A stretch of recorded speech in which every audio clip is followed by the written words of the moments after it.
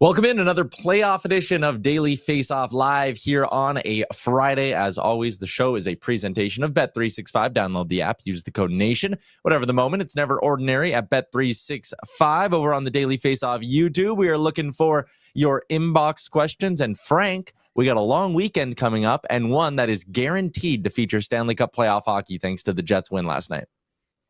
Giddy up. I mean, this is what it's all about. We're at the stage in the playoffs where you're wanting more games, not less. So let's make sure we don't have a quiet weekend.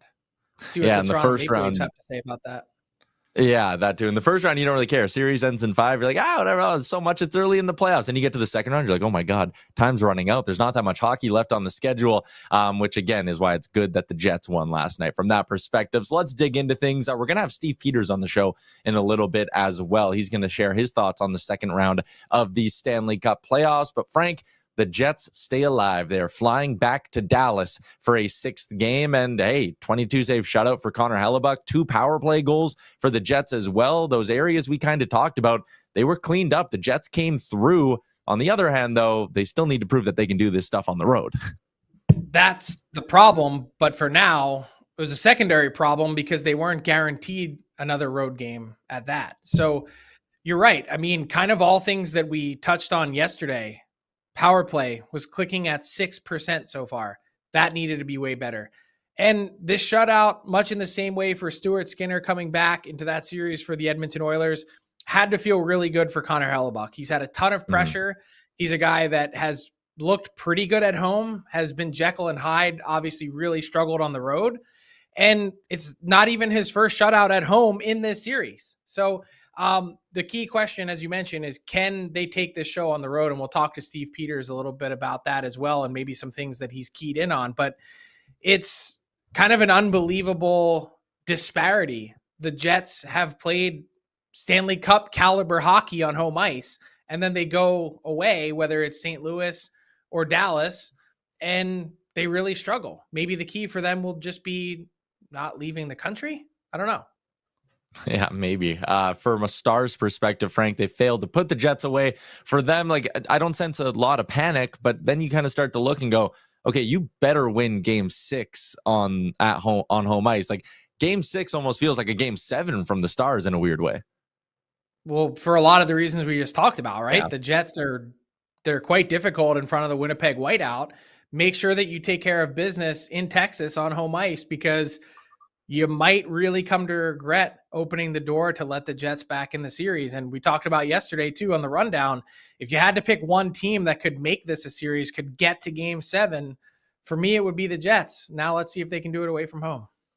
4-0 win in game 5. And again, nice to see that building rocking once again with the whiteout. Let's go out east where the Carolina Hurricanes, they put their pedal to the floor. They finish off their series with the Washington Capitals, and they are on to round 3 once again. And now the question will be for the Hurricanes, can they win a game in the 3rd round? We'll talk about that in a little bit. But Frank, just focusing in on this series, Svechnikov gets the winner with just under 2 minutes to go on a weird looking play from the half boards. For the Canes, do you get a different feel about them this year, or did they just happen to have a decent run of teams to get to this point? Well, the bracket has, to be fair, set up pretty nicely for them. I think it's been the most advantageous route to this point. But as we've seen for teams that have lost to, I'm doing air quotes, inferior opponents previously, that doesn't really guarantee you any success in the Stanley Cup playoffs. Here's the thing. The Canes are through to the 3rd round for the 3rd time in 7 years under Rod Brind'Amour. And yes, you're right. We know that they haven't won a game in the Eastern Conference Final under this coach. But I do have some weird vibes in a good way for them, in that think about how this year has unfolded. Think about other years in which they've loaded up to really go for it. They haven't broken through. And then this year, you let a bunch of free agents walk. Pesci, that group of guys that were all out the door in the summer. And then this year, you take a big swing, you trade for Rantanen, and it doesn't work out. Is this the year that the Canes actually break through and get to the Cup final and have a chance to play for the Stanley Cup after having some really, really good teams over these last 7 years? it kind of feels like, in the weirdness of hockey, St. Louis winning a cup in a year that they definitely didn't have their best roster. The Washington Capitals, same thing. They'll tell you that they had 5 teams better than the one that broke through in 2018. Maybe this is just sometimes the way that it works. Yeah, I love that sort of element of things. And it's not always your best team that ends up pushing you through. Like, you laugh about the Lightning. Their best team was, on paper, probably the one that got swept by the Blue Jackets, not the one who was winning 100%. all those Stanley Cups. For the Canes, one big difference maker, and it always is this time of year, but man, Freddie Anderson looks good. And I know they are so good at limiting shots against and limiting chances, but still, just looking at the numbers, 23 expected goals against for them in these Stanley Cup playoffs. They've only allowed 14, though. When you look at these numbers from Anderson, it's video game stuff. Like, I feel like it's, again, their system gets a ton of the credit, but man, these numbers from Anderson are just jaw dropping. Yeah, and the other thing too is, I think these numbers are probably better than they may even appear, because the Canes have allowed so few shots. Any one that goes in dings your save percentage that much more. So to me, when you see a 937, I really feel like it's a lot higher than that in reality, because they just don't give up a ton. So look, he's been really good. Signed one more year at a bargain, basically 3.5 million. That's if he hits the performance bonuses. Like, that's as good as it gets if you're a team that doesn't want to be one that spends huge on goaltending. Take the risks that come with Freddie Anderson and his health, and you roll with it. But also have a question to ask from the Washington Capitals perspective. Tough to bow out the way that they did this amazing 50th anniversary season, and Spencer Carberry definitely spoke highly of this group as one that he wouldn't forget. But as the series went on, I couldn't help but wonder, is Alex Ovechkin an asset, or is he sliding into the liability category? Because he certainly looked like he wasn't contributing a ton in this series. No, I mean, crazy to say that about a guy who was 40 plus goals at age 39, but I do think there is, maybe these playoffs showed us that, like, father time is undefeated for a reason, right? Like, I'd raise an eyebrow and have some questions about what Ovi could maybe do next year, but I also would feel very foolish writing him off at any point. You know what I mean? Yeah, not writing him off, but I think the big question will be, what kind of adjustment will be made by the Caps next season and beyond with regards to things like ice time, power play usage, things like that. Those are all real questions to ask as he enters the final year of his deal after this unbelievable record-setting season. Yeah, and if the Capitals wanted to run back like a really similar group, they absolutely could. I mean, their UFAs up front are Mangiapane and Lars Eller, I guess Anthony Beauvillier as well. Their blue line, they could bring them all back. They're all under team control. The goaltenders are both signed for next year. So, like, on one hand, that's good. On the other hand, you only have $8 million in cap space this summer. And I looked at them as a team that, I think, again, maybe this is to the Ovechkin point, they need a game breaker up front still. They need someone who can go and take over a game. That's really not actually the concern that I have for them. It's that so many of their younger guys had great seasons, took huge steps forward. Can they all go back out and duplicate that again? Can they replicate it? That's the hardest thing to do in this league, is to be consistent. And they had magical years. If they do that again, the Washington Capitals are going to be in perennial cup contender mode, because they're going to be adding more prospects to the mix. And you would think that someone like Ryan Leonard's going to have a big summer and come back even stronger. But I think there's real questions. Like, are you going to get the same season out of Strome and McMichael and Protas and Tom Wilson, who had a career year? Alex Ovechkin, as we talked about, 40 goals, like that. Those are all big benchmarks to hit. And I'm not certain that those are all duplicable, or at least not all of them at the same time.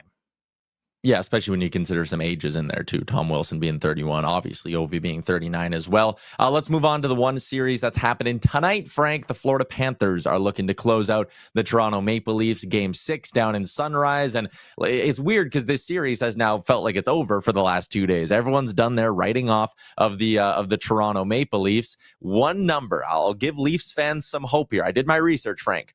Over the last 3 playoffs, the Leafs have been beaten by 4 or more goals 3 times. Every single time they bounce back with a win. Sometimes momentum doesn't carry over. It definitely doesn't. And the Leafs have also not lost 4 games in a row all season long. So there's that too. Does this team find a way to get off the mat? they've been embarrassed in the most epic way possible. And I think they're, certainly in this position where they're all looking around the room thinking, who's it going to be? Who's going to be the guy that steps up and is able to carry our team? Can they collectively all do that at the same time?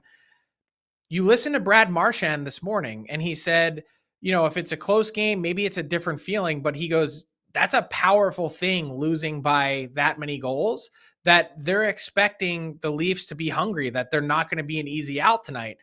And Brad Marchand has this amazing ability about him where he can not only read the room, but he says almost the perfect thing where that his team is going to be that much more hyped up to play against those Leafs tonight for all the reasons that he's talking about. I remember the day before the championship game in Four Nations Faceoff earlier this year. He's just hyping up Team USA.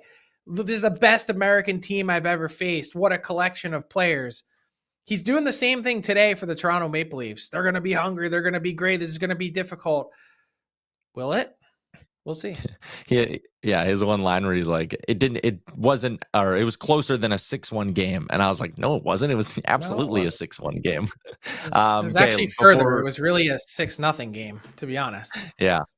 Okay, we're going to continue talking playoffs with Steve Peters in 2 minutes here. But first, Frank, our offseason preview for today is all about the Nashville Predators. And man, isn't it just stunning that we're doing our third offseason preview, working from the bottom up. And we're already on the team that committed north of $108 million in unrestricted free agency last summer. Stamkos, Shea, Marchessault. It was supposed to be a Predators team that was going to fly into the Stanley Cup playoffs once again.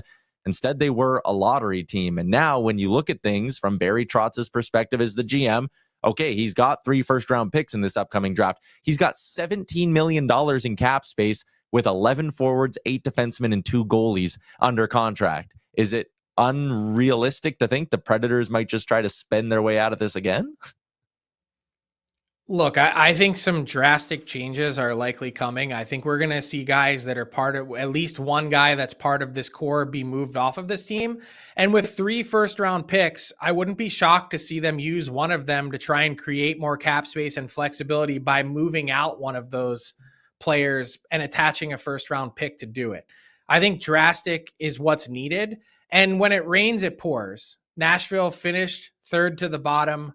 They're picking 4th. They drop a spot. It's a year that I didn't see coming because I at least bought into their thought process, which was, we're going to go out and spend all this money on key free agents, and we're going to try and vault ourselves into contender status this year. And yeah, you know what? Some of these contracts have some significant term, and it's going to be problematic for us later. But at least for these first 2 to 3 years, if we can be in that conversation and really make a dent, go on a deep playoff run, it will all end up being worth it.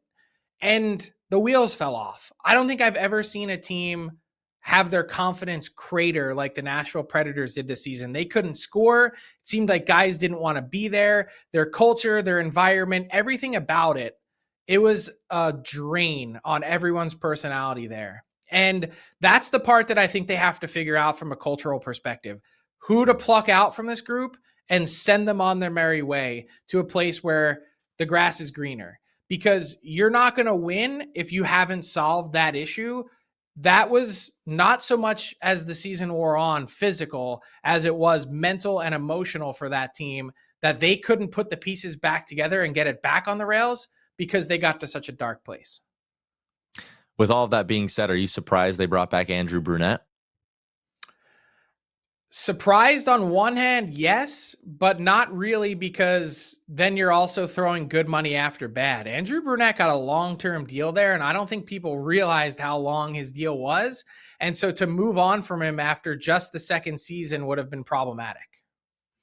Yeah, I see what you're saying there. Again, we'll see, because they have some serious flexibility. And you talked about having to attach, maybe a pick to a contract. With the free agent class being, maybe fair to say, it's a tick under average, right? Like, maybe you wouldn't have that hard of a time if you kind of threw out the Jonathan Marchessault. I mean, Ryan O'Reilly doesn't have any trade protection. You can move him wherever you wanted to. Like, maybe some of these guys would actually have some value, not just negative value.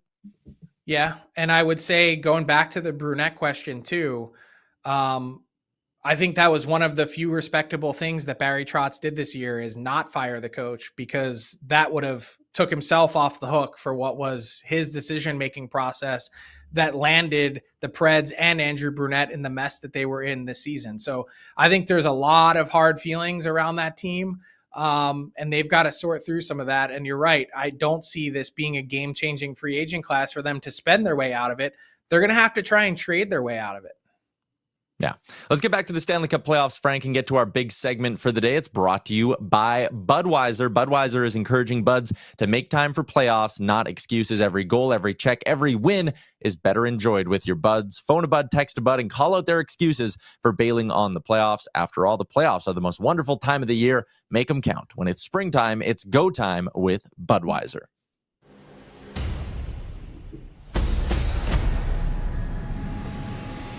Steve Peters, quickly becoming one of my favorite people to talk to in the hockey world. Former Arizona Coyotes video coach, now works as a producer with ESPN. And you can find his analysis on Inside the Coach's Room. We threw the link to your YouTube in our chat here, PD, so people can subscribe. But thanks for giving us some time today. How you doing? I appreciate it, but first I have to say a sincere honor to be on air with Frank. It's been a long time. We had Frank on our show back in PHNX a couple of times when the Arizona Coyotes were leaving town. It was a very sad time in Arizona, and we weren't real friendly with Frank because Frank broke the news. So I apologize, Frank. It wasn't your fault. You didn't move the team. Yeah, no, I didn't. But it's great to talk playoffs. Yeah, always good to talk to you, Steve. And your insight has been impeccable. I've been following along. Let's kick things off with the Carolina Hurricanes punching their ticket to round 3. PD, listen, all this talk, are they boring? Can they score enough? I mean, they're winning games and they're getting through series really quickly. I guess what's at the top of the list when it comes to, what's allowed them to move through these 2 rounds as quick as they have? It's funny. I took a lot of heat yesterday for saying this team is boring, and I'm talking from a fan perspective. The Carolina Hurricanes are playing the exact style of hockey the Carolina Hurricanes need to play to be successful, and that's being quick on pucks, smother teams in all 3 zones, don't allowing the opponent's top offensive players be top offensive players. They don't give you any time and space. They're good sticks. They pin you against the wall. This is a team that's incredibly difficult to play against. They are the most difficult team to play against left in the playoffs. The problem is, can they score at a pace that they're scoring at now? Can Svechnikov be able to continue this pace he has at offensively?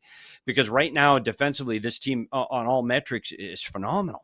And I think that's when you look at the Washington Capitals, and I just heard Frank talking about the season they had and the players that they had playing extremely well. They weren't extremely good in the playoffs. And Alexei Protas being injured to start this playoffs out, I think hurt them. And Alex Ovechkin is dominating he is in the regular season as a playoff player. And this isn't a knock on Alex Ovechkin because he's one of the greatest players to ever play the game. But it's a 200-foot game in the playoffs. And it's a different game in the playoffs. And I'm not sure he was all in defensively in this regular season and in the playoffs. And I think that hurt Washington. But Carolina is going to be a tough out for anybody as this playoff goes on. So there was this big back and forth, and I didn't necessarily understand it, Steve, about, hey, the Carolina Hurricanes, they're just shot volume merchants. They just throw 1 million pucks on net from anywhere. It doesn't matter. All analytics driven, and that's the reason for their success. Look at how they've done. And I'm going, well, it seems to be working out quite fine for them. I don't necessarily buy into the narrative. Where do you come out on it? I agree with Rod Brindamore that it's kind of lazy. Yeah, it is. And I agree they're a shot volume team. If you're scouting this team and you're an opponent, the coaching staff, you try to limit their shots. And what they do is they win those battles low in the zone, below the goal line. They get the pucks low to high and they get to the net. But the key to their success offensively is everybody knows it's going there. And you'll see 3 forwards attacking that blue paint, and they make those scrums in the blue paint. So the key to beating them in that game, the shot volume game, is to be able to box out and get under sticks. But it's hard. It's hard to do that because that physical space in front of the opposing goaltender is the prime real estate in this series.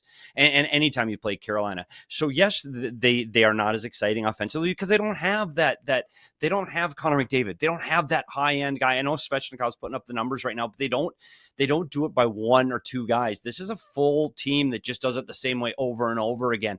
But analytically, yeah, shooting pucks on net, dude, it works. Like, look at this playoffs this season. How many pucks have gone off sticks, legs, off rear ends, and just gone into the net? You've got to get pucks on net, and Carolina literally does it better than anybody right now in the National Hockey League.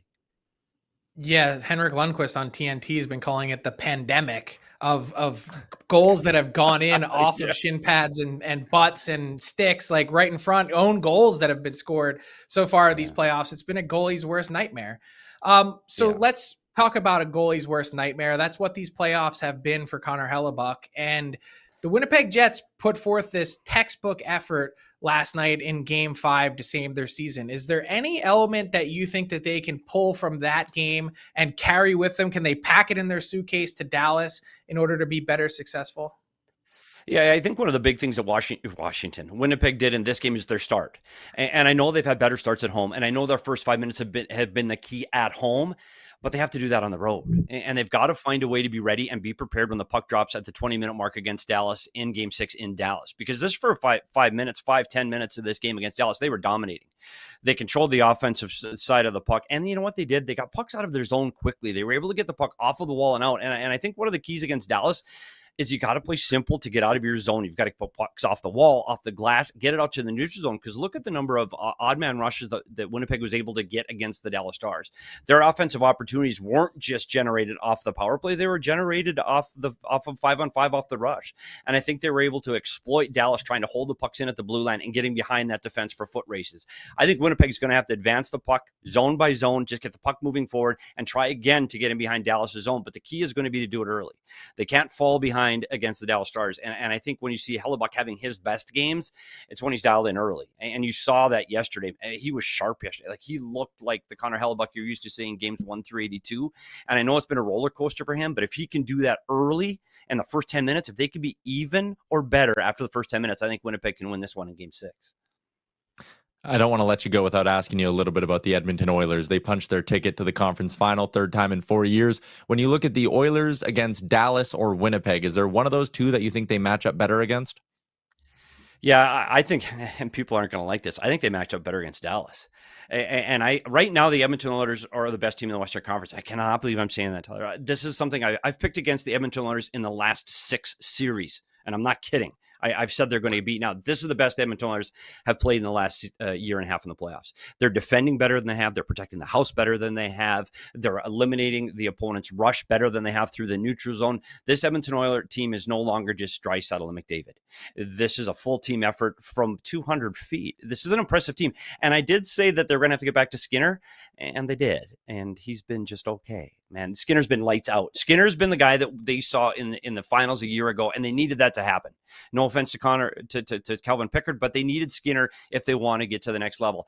I think this team right now, their way they can move the puck up the ice quickly, but more importantly, the way they're defending as a group of 5 in front of their goaltender makes them an incredibly dangerous team. Balanced scoring like they haven't seen before. You've got 4 lines they can roll out in any situation. This Edmonton Oilers team is for real, and I think they're going to be a threat to either team. The Winnipeg Jets, I think, may give them their hands full, and partly because of Hellebuck, but I think it is going to be Dallas, Edmonton in the Western Conference Finals. Steve, can't let you go without asking you at least one question about Arizona. Sure. Gary Bettman this week, Sports Business Journal, he's up for Executive of the Year, and one of the reasons for that is the move from Phoenix to Salt Lake City in Utah. But I made my prediction before, and I'll stand by it, that I think we see hockey back in the Valley of the Sun in 5 years. What's the latest? What's percolating in Phoenix?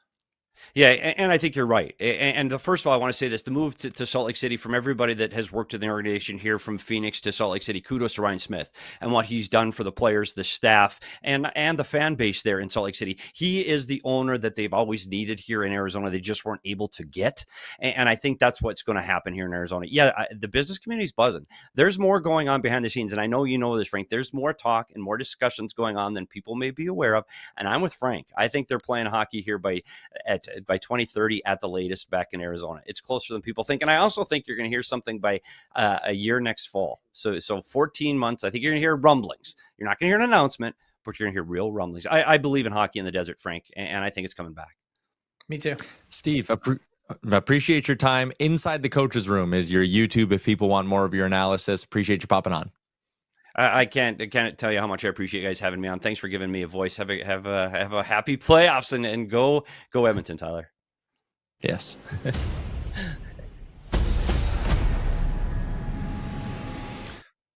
Always 10 out of 10 stuff with PD. Let's get to our hashtag askdfo inbox question, Frank. We got an interesting one. People keep talking about Vegas always going after the shiny new toy, but what is the shiny UFA this summer exactly? No one's a real affordable standout. And the way I want to spin this, Frank, do you think that with this free agent class maybe lacking that, or lacking multiple true difference makers, do you think we'll see some teams maybe jump harder on the trade market? Could we see some bigger names moved via trade this summer?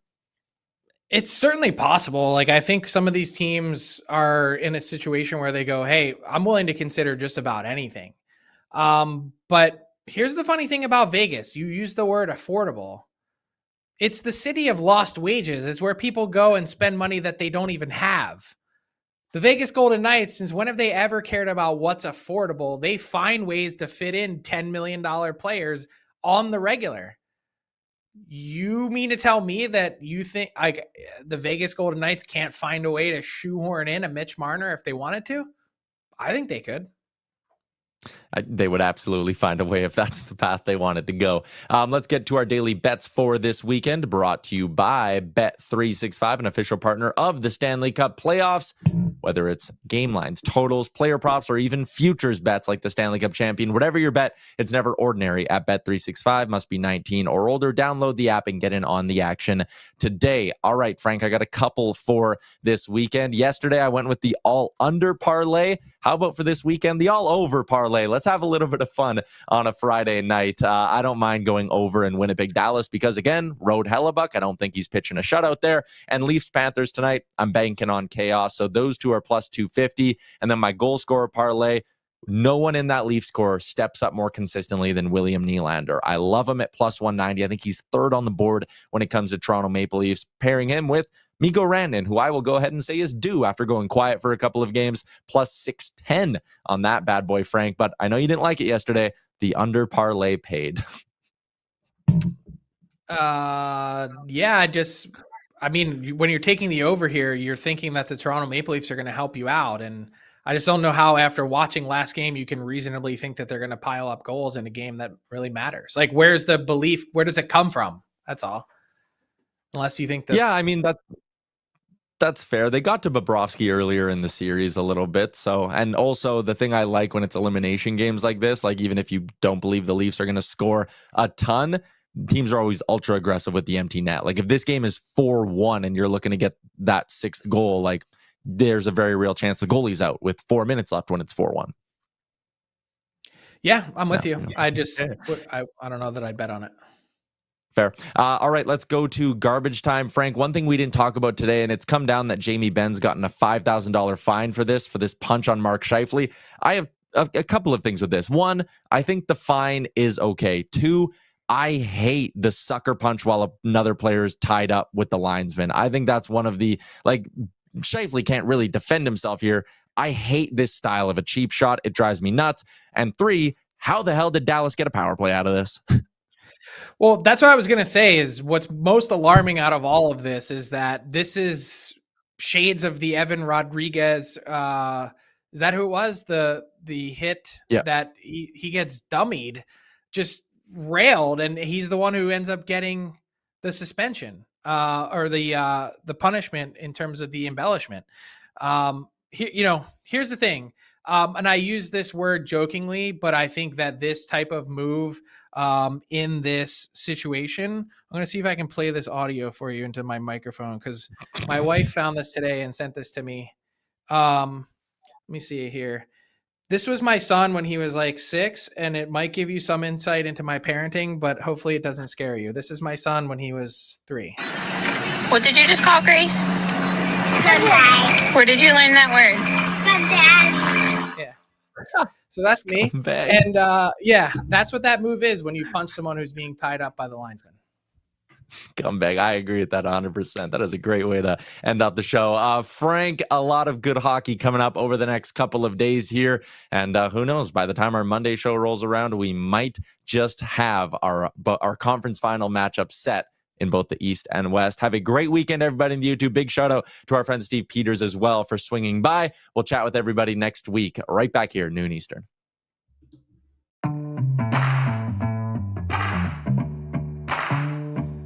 What's up, hockey fans? If you enjoyed that video, then you're going to want to hit the subscribe button to not miss any of our content. From daily live shows with Frank Seravalli to analysis from former NHLers to exclusive interviews with some of the biggest names in the hockey world on Frankly Speaking. You're going to want to hit that subscribe button and stay up to date with everything going on in the hockey world.